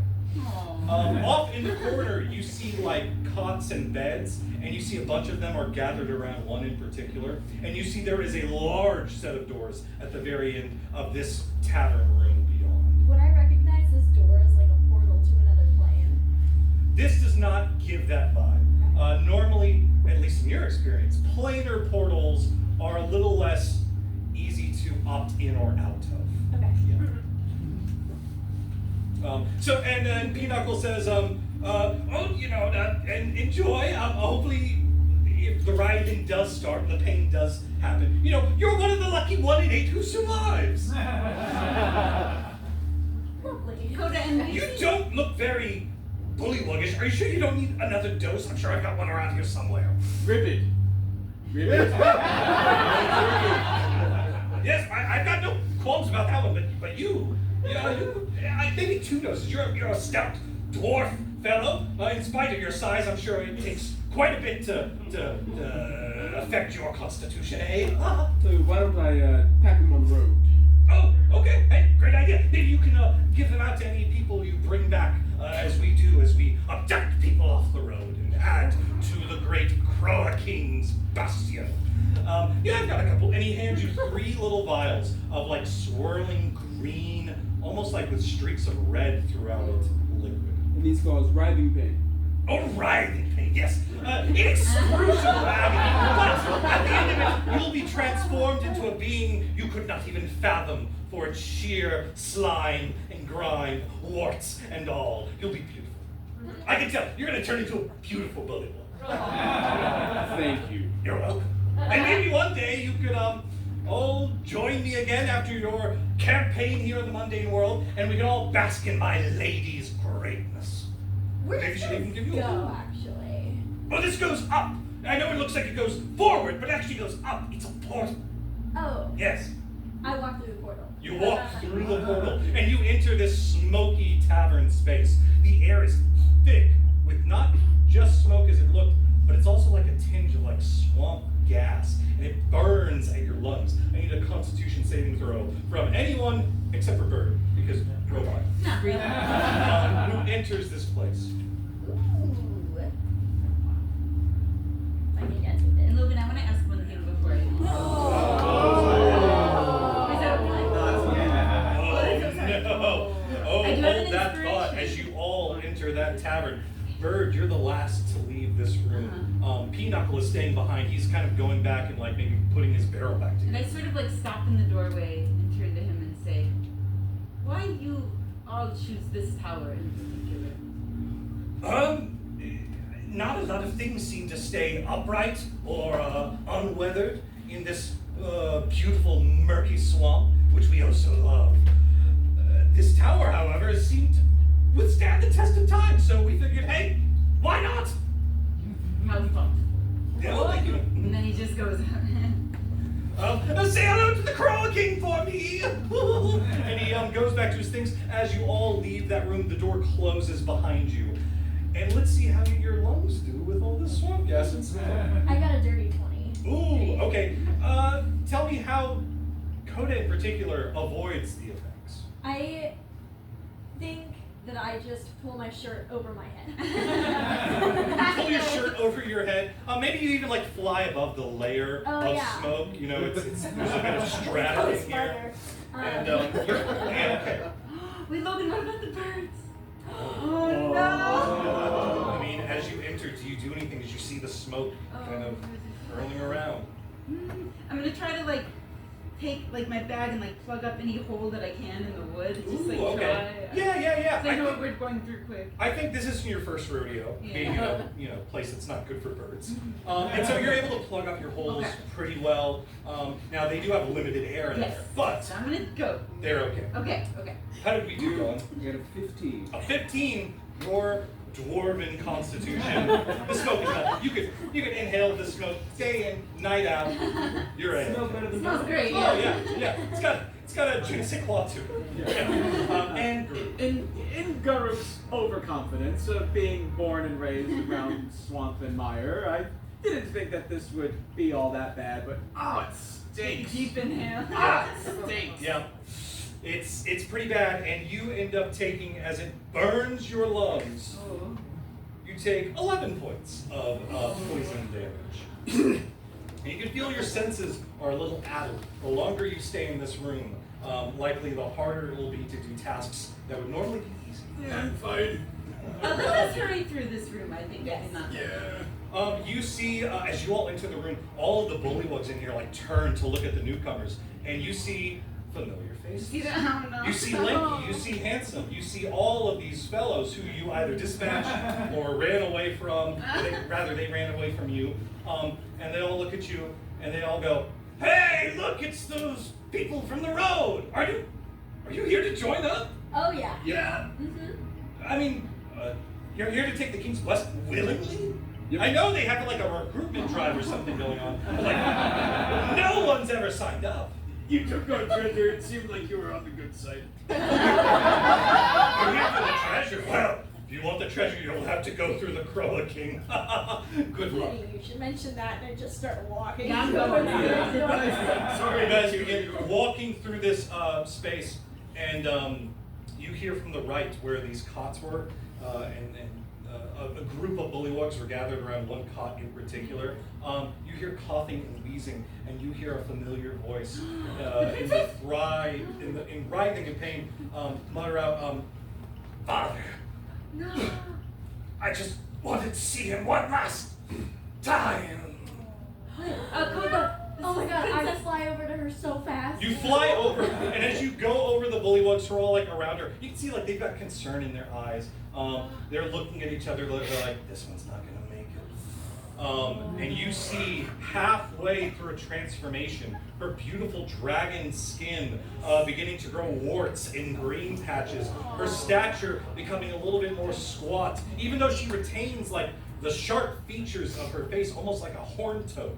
Right? Am I strong enough to pick her up? Are you gonna try and go over there and Yeah. butt everyone out of the way? Mhm. Yeah, you walk on through, and people are like, "Whoa, is that one of the Pinocchle's projects? I didn't know they could walk." And you go to gingerly lift her up. She is light enough, easy light enough for her, and she's now in your arms. She is unconscious, but she's breathing. We'll take her somewhere out of here. Yeah, I cast Healing Word at 3rd level. I'm going to save you the spell slot, because as you attempt to affect her body with your healing magics, you can feel there is something ingrained into her being that is, like, she doesn't have any wounds, but this transformation is at the core of her. And it's, I mean, you especially would recognize this, having spent some time in the Feywild. This is the source, or this is rooted in a hag's curse. I'm gonna do a long shot here. I don't have a spell for this. Okay. But knowing what this feels like, can I reach out and in deep in my soul reach for those puppet strings that I have attached that I know to my fingers? And can I start to weave those puppet strings into her? That's fun.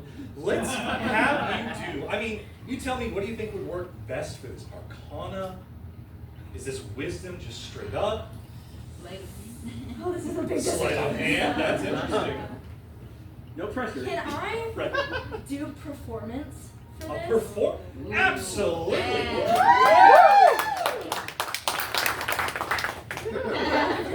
I think I'm trying to attach it specifically to the parts that are cursing her.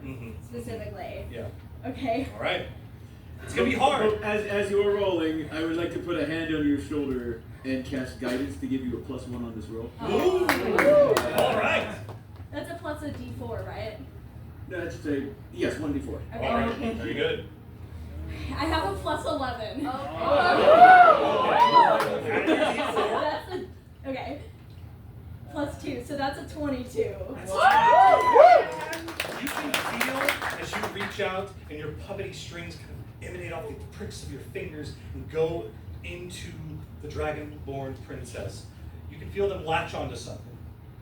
And your influence is at odds with an influence inside of hers. But it does kind of loosen the grip around her heart almost. And you see like she flashes back to consciousness for a moment. The journey of the transformation has slowed a bit, but it is still happening. And she looks around and she goes, What are you doing here? I was taken, and then they made me drink something, and then pain, and now, what's happening? We're here to save you. You are still transforming, but we will find answers. You are not becoming a frog. She looks at her hands and she goes, I'll have to take your word for it. I get better at the lying. And And one of the bullywugs, who's just smoking a long drag of a cigarette, comes up to you and goes, "Oh, it is a sad sight, yes. Unfortunately, your friend, her days as a whatever she was before, I love her. I'm already walking her out of the room. If you try to take her away from the sphere influence of our Lord, the Croa King, you will find she'll soon be returned here by the magics of the hourglass. Yes, it will probably appear on her forehead or something." We have to try, right? What if there was no Chroma Key? If there was no Croa King, then we all here, our lives are tied to him. We cannot die as long as he lives. But someone in the midst of a transformation, maybe it's solved it. I'm sorry, did you say hourglass? Oh, yes, an hourglass appears on our heads. It's like a timer for how long we can be outside the sphere of influence of our king. And if it runs out, we pop back. We can also be found out we headbutt each other. It also does the same thing. It's very convenient. What was your name, by the way? Oh, my name! I'm so glad you asked. As they call me, Jubilee Aaron Bowman. In life, I was, how you say, elf. And you see, like, he's the lanky bullywug that you guys were fighting out there. He's cool. I like him. He goes, "Thank you. I think I am very cool as well." Anyways, your friend is probably doomed. She might survive.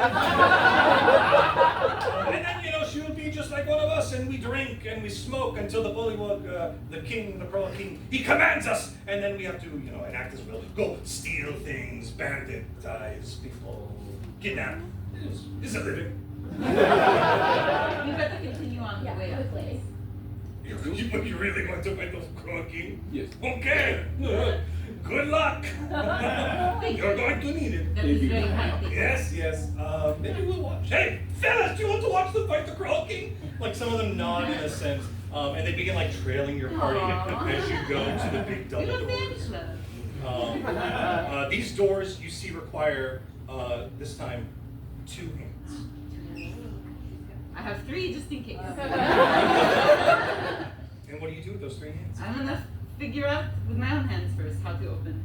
Nice. Yeah, you take your hands and you place them in, and you feel like instead of this being like a keyhole that your hand matches to, there are maybe levers, maybe bars inside the door that you are able to pull apart.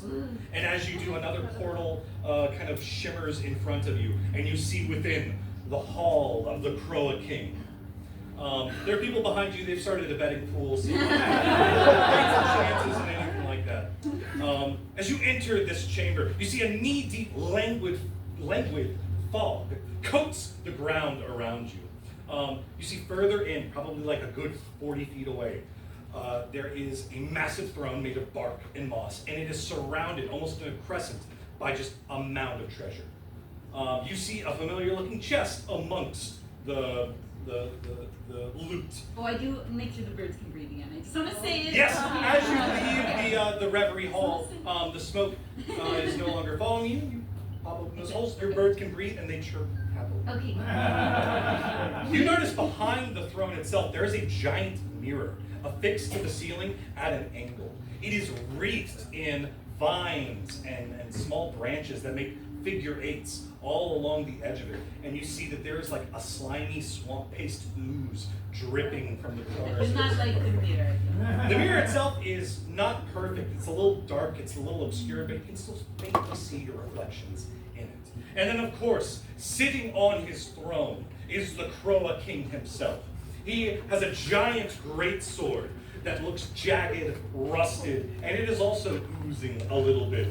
And it's sitting in front of him as his massive bulk takes up the entirety of this throne. You see his face is much like the princesses. He might have been a dragonborn before he was turned into a bullywug king. It's very angular and sharp, and you see he has a long scar on his left eye. Wait. As you enter his chamber, he rises forth, taking up 10 whole feet, and he goes, "So you've come. Have you come to join our cause, or stop it? Speak now so that I may act accordingly." Can I have a question? Were we able to take her with us, or did she? Did you want to? I wanted to try. Absolutely. Yeah. I mean, you're still carrying. Okay, good. You probably, set her down gingerly as you open the door, but then you open the door and you pick her back. Okay. Perfect. Yeah. She is in your arms. I'm going to say, I wonder, if you does she still have some skills, or is she? Oh, absolutely. Okay. I wonder if you recognize this person here. He kind of that's not one of the options. If they are one of my servants, then I would recognize them by their slimy skin. If they are not, then they are of no use or merit to me. What is your cause? My cause is that of my lady, and her cause is chaos on this stinking plane. Who's your lady? I'm not going to tell you. she's not crazy about people knowing who she is. Says it leads back, to her in a bad way. Anyways, I'm not crazy about her, and I don't know who you are, so I have no reason to tell you. Now, tell me, are you here to join or fight? And he pulls his greatsword out of the ground and levies it directly at your group. Join. Ribbit. Very good. And he plants the sword back in the ground, and you see he takes a small dagger at his waist, and he pricks his arm. He lets blood fall from his arm into a little vial he has just handy, and it fills with that same green and red liquid. He then holds out that liquid to you all and says, "Drink of my blood, and you will become one under my banner, brothers in arms. And once our conquest is fulfilled, we will all be released with riches untold and our greatest heart's desires fulfilled." Released? Yeah. Released from what? From being this? You think we want to be toads? Toad people, toad men? I thought not. It is the price we must pay to Our Lady, Baflorna. I did say her name. She demands action from us to wage war on her behalf in this place that she cannot go. And in return, she'll bestow upon us our heart's desire. What is your heart's desire? See, I've lost much before I became this. And all I desire now is to see my daughter safe. Well, it is interesting you say this. Is there a way to undo this potion? The only way to undo its effects is to kill me. And even then, I don't actually know. If you kill me, anyone who's already transformed, they're probably going to disappear. Listen, Coda, you are very creative. I'm gonna whisper maybe so he can't hear him. I think this is his daughter, but I'm not sure what to do. How can we convince him? I cast enlarge on him. Dawn grows in size. You are now pretty much the same height as the Crow King. And he's like, I didn't know people could do that. That's pretty cool. Do you want to join up? We could really use some of your talents. It's time. I'm gonna walk up to him and say, I wonder if you fulfilled my heart's desire.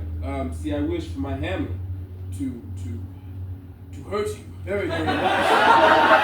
So you walk up to the Crow King and you're going to lay into him? Yeah. All right, he's not expecting that. And we're going to roll initiative.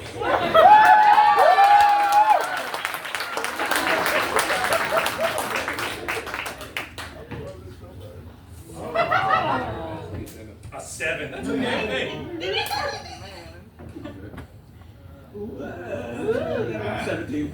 Oh, hey, nice. Oh, I was almost a 20. I got an 8. An 8. Very 17. good. 8. And how did we do Coda? 13. 13! All right, very good. So obviously at the top of the initiative is Dawn. You have surprised the Crow King, so let's have it. All right. I assume you're going to hit him with your hammer? I'm getting with my hammer. Right Yes. on. Ooh, it's gonna be a 23. A 23 is going to hit. Let's see.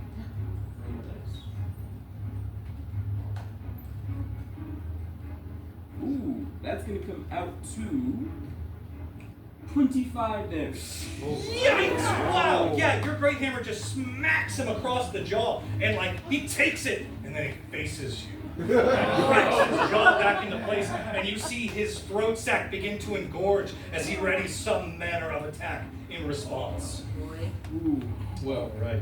Be careful with your scope. bonus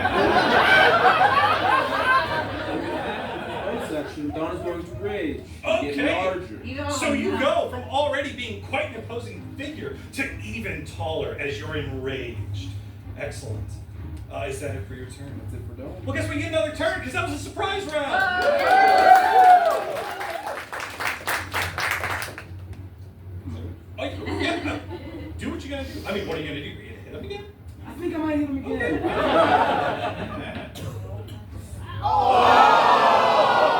Oh, it's gotta hurt. Yeah, that's not gonna do it. I didn't think so. This time, as your hammer goes down, he catches it with his free hand, and then he throws it aside. And now it's, well, I mean, you've got the rest of your turn. You want to move away? You wanna... I think I'll just stand right in front of him. Okay, yeah. Right on. He loves that because he wants to hit you. And so he's going to take the first of his attacks, and he's going to swing his corrupted blade against you. And that is, oh, that's not great. That's a 15 to hit. That is not hit. That is not hit. It goes a little wide. He's kind of misjudging because you're so big. Instead, you know, he's been building up this attack inside. Now, I need to know where everyone else is at this moment. With her, I think I would be back a little bit. You would be back. So you have an approach to like show him face to face just like who you're carrying. Very good. What about the rest of I'd these? have been parallel to Dawn. Oh, all right. So yeah, as Dawn strode up, so too did Garuk. I'm probably behind Dawn, like in the air a little bit. All right. So the three of you see flame billow out between his lips as he unleashes a dragon fire attack on the three of you. I need you all to make dexterity saving throws. no. I'm gonna add my inspiration die to this one. Ooh, hey, there you go.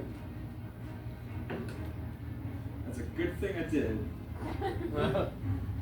9, 11, 12. A 12 total? Yeah. Not gonna do it. Ooh. I got a 24. A 24, however. That's pretty good. You'll only take half damage. Ooh. Oh. Well, Dawn has advantage. Oh, the music So it comes out to 12. was almost at first. Fuzzies! Okay, so two of you fail. Coda, you succeed. Those of you who fail, you take the full brunt as flames billow over you. And you are going to take... Oh. You're going to take 30 points of fire damage. However, Coda, you take 15. Congratulations. Garuk is down. Oh! Yeah, you attempted to stand tall next to your friend, and it did not pay off. As you fall unconscious at the feet of the Croa King. And that is the Croa King's turn. He looks around, sees one of your brethren fall, and he goes, "You are not worthy to join my ranks in the first place." And next is Coda. Well, I'm gonna heal my friend. Okay. I'm You gonna- rush over to Garuk's side. I'm gonna like go up to him and be like, "Feel better." Cast Enjoy healing you. word at second level. Okay. And that is the. Ooh, that's not bad. 6 plus 5, 11 Wow. healing. 11 points back in your health pool. How's Garuk feeling? I feel pissed off. As one should. Coda, anything else on your turn? That was my bonus action. Mm. So for my action, I will cast Hold Person on the king. Okay. What's he got to The do? scroll that we got? Oh well, I could use the scroll. I'm actually You do have that scroll. Yeah, I'll use the scroll so I don't use the spell slot. You have to make a Wisdom 16 save. All right. Let's see how he does.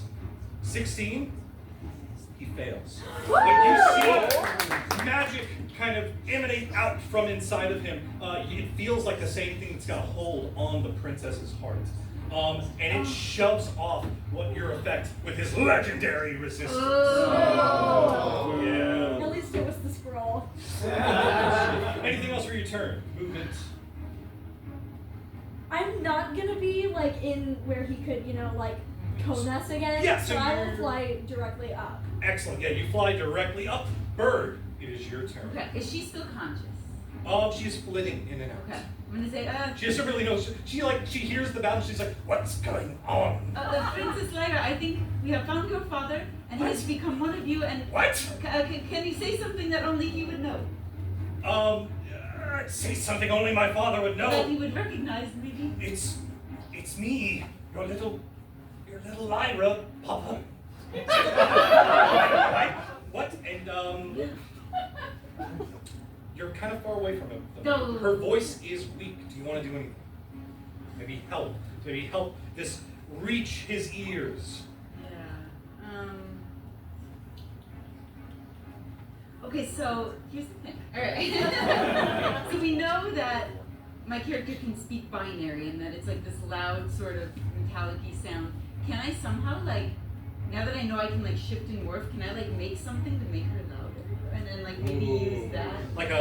You've learned that your hand can turn into different shapes. Maybe it could be produced into a megaphone of some sort. Yeah.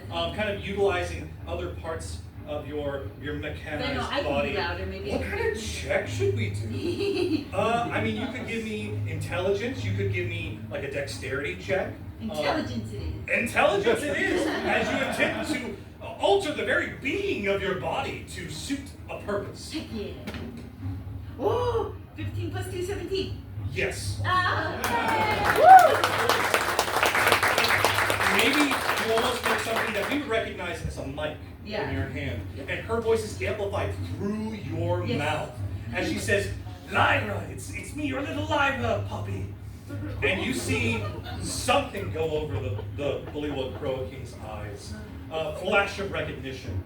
And he immediately stops his aggressive stance. He almost throws his sword away. And he goes, "No, it cannot be."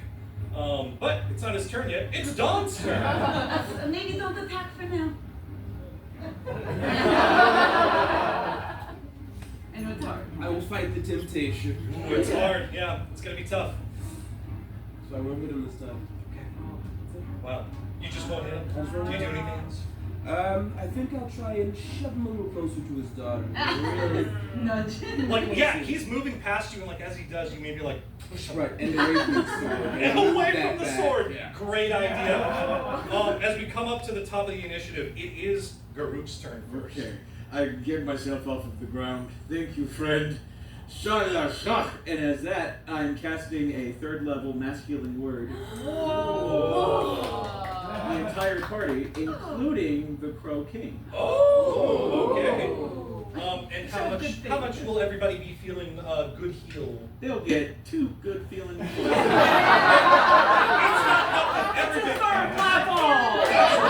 That's right. Everybody is invigorated by healing magics. What does it look like when you heal it? There's an aura of a clear on the inside, but on the perimeter of this aura is a green that kind of radiates over you, gives you the warm fuzzies. Very nice. It's the Crow King's turn, and we're going to be out of initiative because he has no interest in fighting, and it doesn't seem like you guys do. I'm gonna kind of set her down tenderly. He kneels and he gingerly braces her head in one hand and her body in the other, and he brings her close, almost like swaddling a babe. And he goes, "No, Lyra, no, this was not the deal." And you hear from beyond the mirror's edge a cackle echoing forth. No other response. And you see he's furious in his face, tears kind of mixing with the slime of his body, just rolling down his face. Do I know, because he said Velvorna, which is a member of the Hourglass Coven. It is. Do I know how close the sisters are with each other? They're pretty close. They're pretty close. In spite of how they feel about each other, they don't like to, keep your friends close and your enemies closer. It's kind of how they operate. I step in front of the mirror. It's affixed to the ceiling. I fly up. Yeah, absolutely. And I look and I am speaking And I say this, I'm speaking directly to Endelin. Let these people go.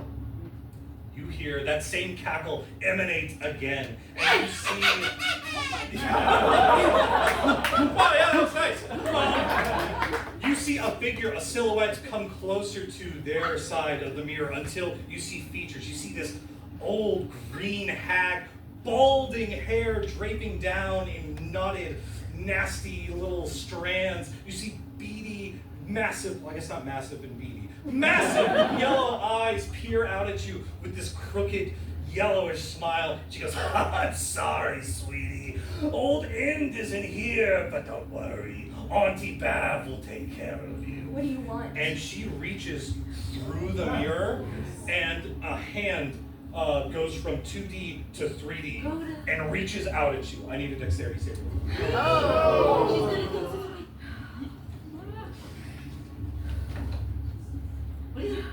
Dirty 20. Out of the way, and she goes, oh, a little agile, aren't we? I can see why End took a special interest in you. Meanwhile, the Crow King kneeling over his daughter, he goes, this cannot come to pass. There's only one way to stop this. He gingerly puts her down, and he makes a beeline back for his blade. Whoa, wait, there has to be another way. We can figure something out. Yes, I can do it. A persuasion check. Okay. See if you can sway his heart. Because right now, he has one thing in mind. Okay, 19. 19. He gets to the blade, and he picks it up, but he stays his I'm hand. gonna say, all she has wanted this whole time is to find you again. She would not want me like this. I am repugnant. I am disgusting. But you are still her father, I think. And I think she will rather that you be here. But if she transforms as I, she will be in that wicked hag's service as well. I would not wish that upon her. Just wait until Coda can speak to them. Coda, what's happening? What do you want?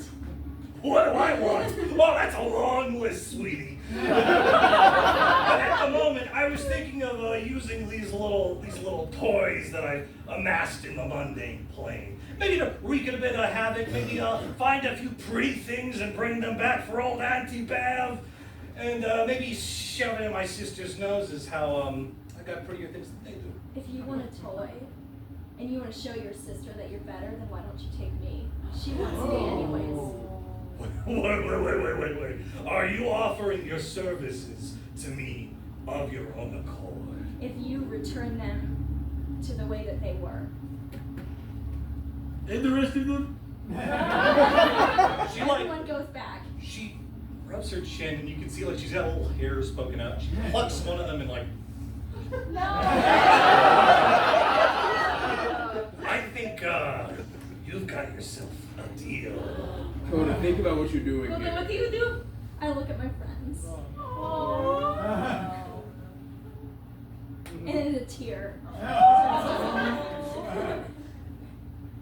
Dawn, I'm sorry. You take Valhora's hand. As you shake, magic emanates from her forearm, wraps around you. You see magic come out of Coda, something not green and swampy, but dark, like a stormy sky. And the two magics almost battle outside of yourself. You are like locked in this fight, and it doesn't look like one side or the other wins, and they both nest inside of you again. Bavlorna lets go of your hand. She goes up, and a little gift. She blows you a kiss. A swamp bubble goes out of the mirror. It's as big as you, and as it pops against you, your beautiful, dazzling, glamorous skin turns to a slimy sheen. And she says, oh, we're gonna make such fun together. I can't wait till End sees what I've done with our latest toy. And she fades from the sight of the mirror, and it goes back to the state it was before. And you see the transformation that was going over the Dragonborn Princess Lyra stop. And almost like all of the warts and green skin on her begins to dissolve to ash and blow away in the wind. And you see the countenance of the Croa King. His stature does decrease, but standing where he was is an old, grizzled, yet regal-looking dragonborn man. And you can see like some of the bullywugs who came in to watch the fight, like they turn into themselves. You can see a human, an orc, that lanky elf dude, and he goes, "Sacre bleu!" And at great cost to yourself, you have saved everybody in this keep.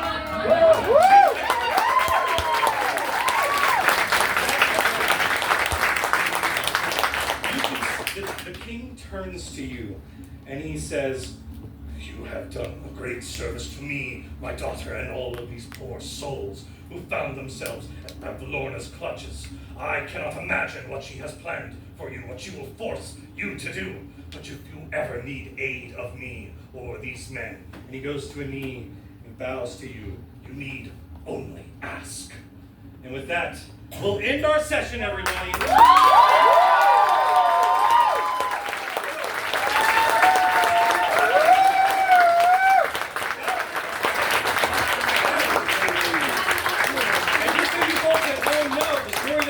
We're probably going to keep playing this game. We may do this again on stage. It seems to have taken off a little bit. I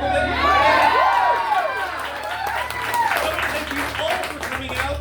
I want to thank everybody back there for being able to make us look beautiful and sound. I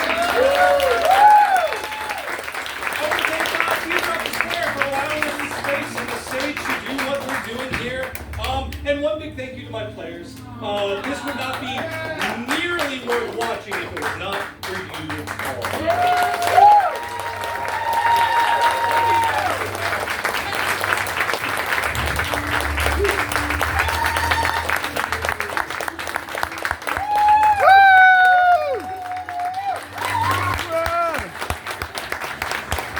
Woo!